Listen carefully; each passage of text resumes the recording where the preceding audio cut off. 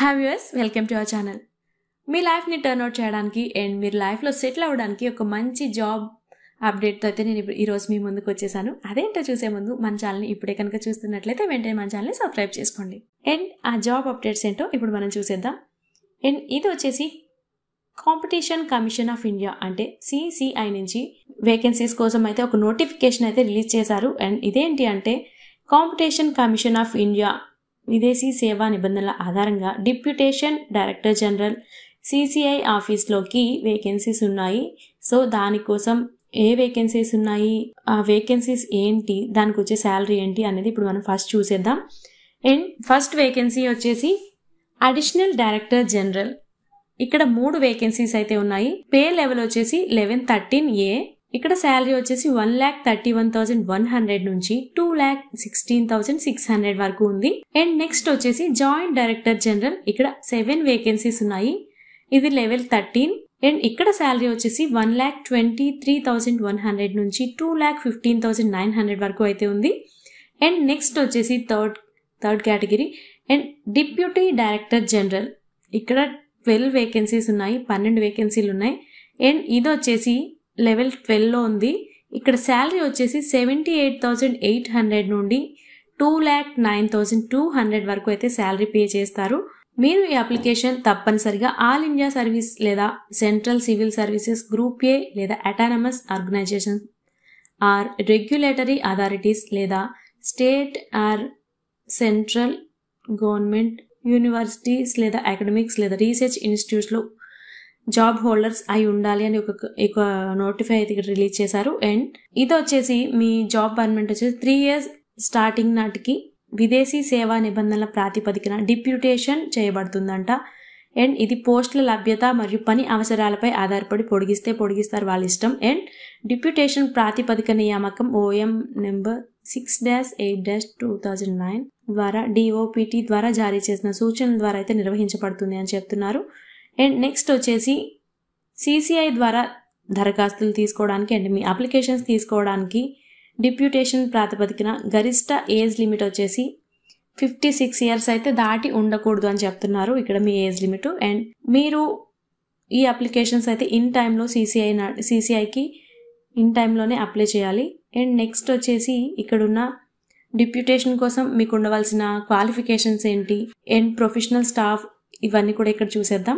And మీకు ఇక్కడ post వచ్చేసి additional director general matrix level. ఇది శాలరీ వచ్చేసి 13A లెవెల్. అండ్ శాలరీ వచ్చేసి 1,31,100 నుంచి 2,16,600 వరకు ఇస్తారు. అండ్ ఇక్కడ మీకు ఉండవలసిన క్వాలిఫికేషన్స్ అంటే ఎక్స్ట్రా క్వాలిఫికేషన్స్ కూడా చెప్తున్నారు చూడండి ఇక్కడ.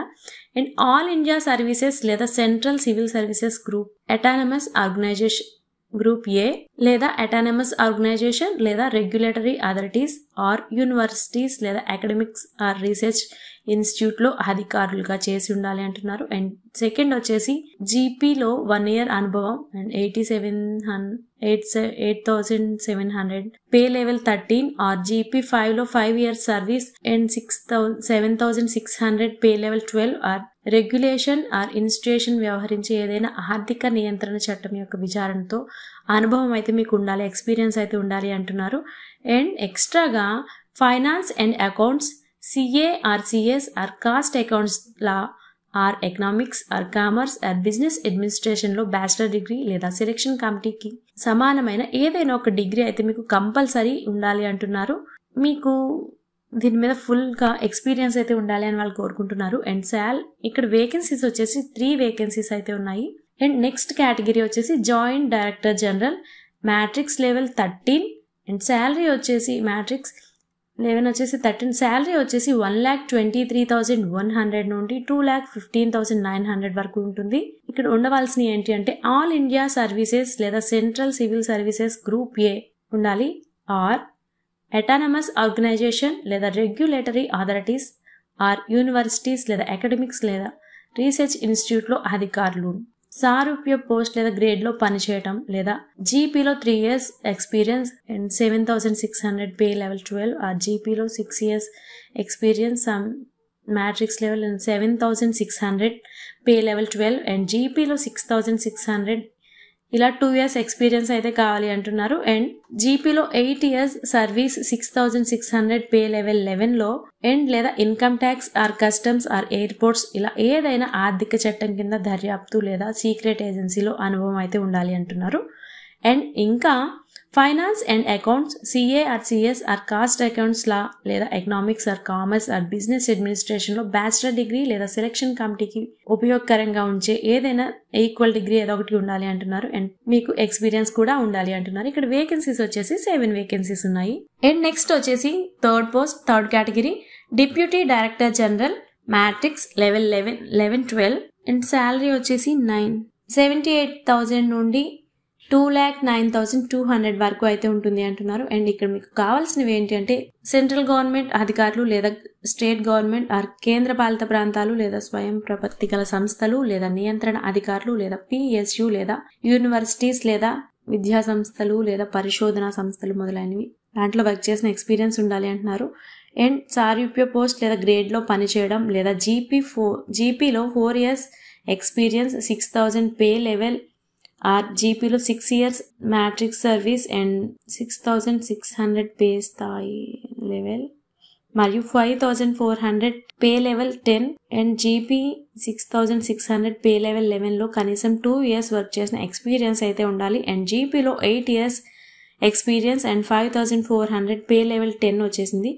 And income tax, customs, enforcement మొదలైన ఏదైనా ఆర్థిక చట్టం కింద దర్యాప్తు లేదా సీక్రెట్ ఏజెన్సీలో సేకరించడంలో మీకు కొంచెం ఎక్స్పీరియన్స్ అయితే ఉండాలి అంటున్నారు. And extra qualifications and finance and accounts, CA, CS, cost accounts or economics or commerce or business or అడ్మినిస్ట్రేషన్స్లో బ్యాచిలర్ డిగ్రీ లేదా సెలక్షన్ కమిటీకి ఉపయోగకరంగా ఉండే ఈక్వల్ డిగ్రీ ఏదో ఒకటి ఉండాలి అంటున్నారు. ఇక్కడ వేకెన్సీస్ వచ్చేసి 12 వేకెన్సీస్ అయితే ఉన్నాయి.